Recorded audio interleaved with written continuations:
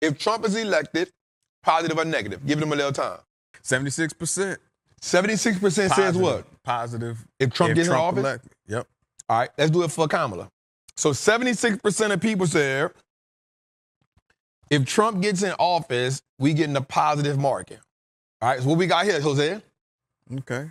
60-40 split right now. 60-40. Oh, positive. 60-40. They fighting. Y'all fighting in the chat right now. 59, 60, 59, 60. Damn. Yo, they fighting. But here's what I just noticed from what you just said. Mm-hmm. From based on what you just said, watch this. Based on what you just said, there's more people that feel like if Trump is in office, the market will be positive than if Democrats is in office, that the market will be negative. Yep. And the crazy part, it's still pretty consistent. Even as more votes are coming in, it's still pretty consistent in this joint. We had 500 votes. It's 60-40 split right now. Which party makes you the most money? So Dwight Eisenhower, Republican, gave us 8%. John F. Kennedy from 61 to 63 gave us 54%. Lyndon Johnson, 63 to 69, gave us 7%. Richard Nixon, 69 to 74, gave us minus 5%. Gerald Ford gave us 10%. Jimmy Carter, Democrat, gave us from 77 to 81, 6.3%. Ronald Reagan, George Bush, Republican, gave us 10.2, 10.8. Bill Clinton gave us 15.2%. George W. Bush, from 01 to 09, gave us minus 6.2%. Barack gave us 13.8%. From 17 to 21, Donald Trump gave us 14%. And then from 21 to present, Joe Biden has gave us about 11%. So it's saying on average, the Democrats have given you about a 9.3% return, and the Republican on average has given you a 10.2% return. And that's with some down years involved. My guess is based off of the data. And remember, this is not a biased opinion for me. This is data, right? This is just data. Now, what I will say is, with the Democrats in office, you are likely to have a positive market.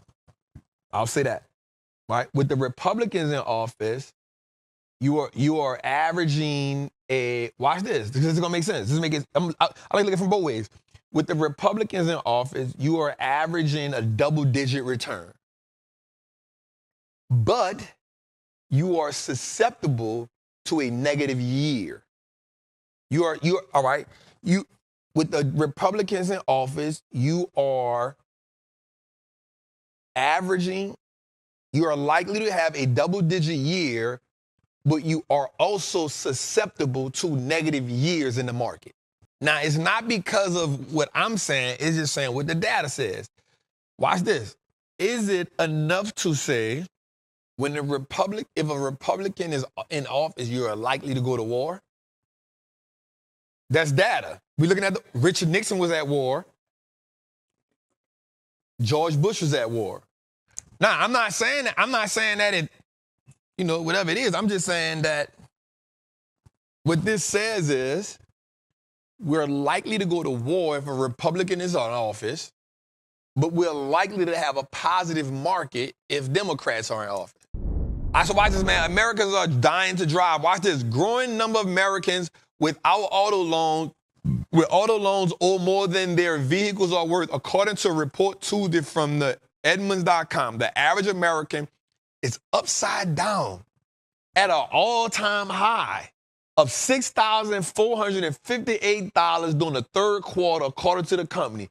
Upside down car loans aren't necessarily dire on their own, but a growing number of consumers being underwater is another indication of pressure of American consumers.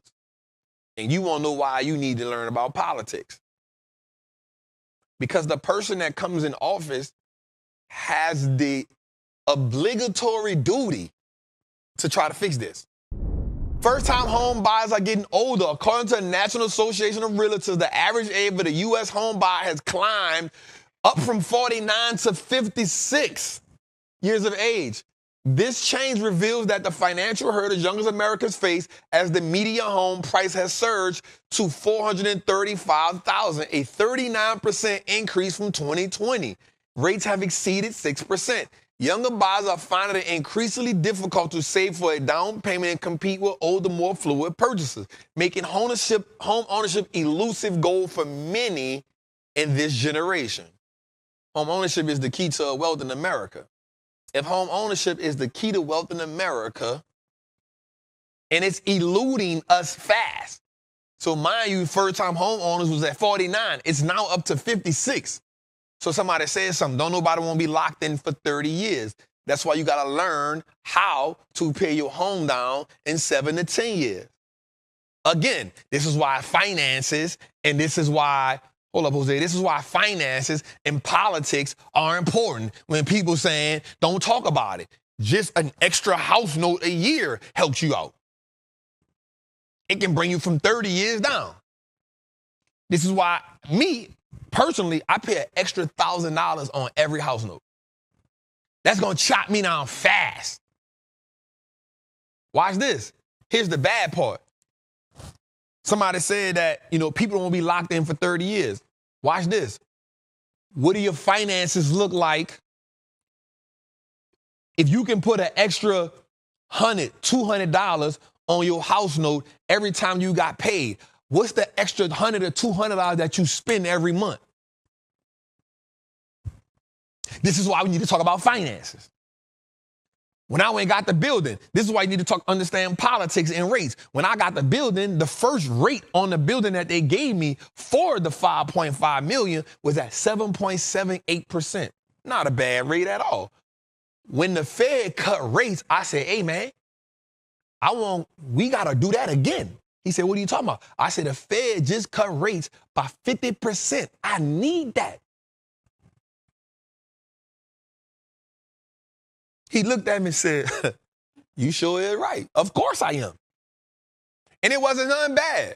He was like, you right. So we went right back, and now the rate is 6.7%, which throughout the life of the loan is about $500,000 in interest that I now don't have to pay.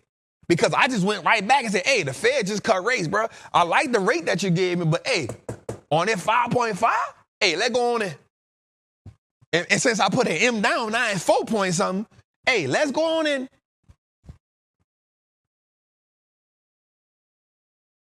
Now we paying 6%.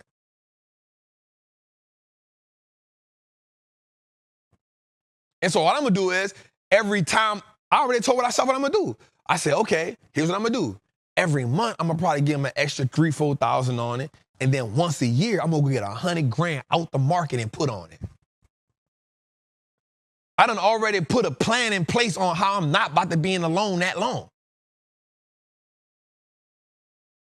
So, yep, you're right. People don't want it being locked in for 30 years. You're right about that. Learn how to get ownership without being locked in for 30 years. What if you went a little further and say, hey, check this out. I'm going to go get the down payment out the market. And if you really planning like a gangster, make your bill in the, or just say, hey, you know what? Every month, I'm going to get at least a principal payment out the market.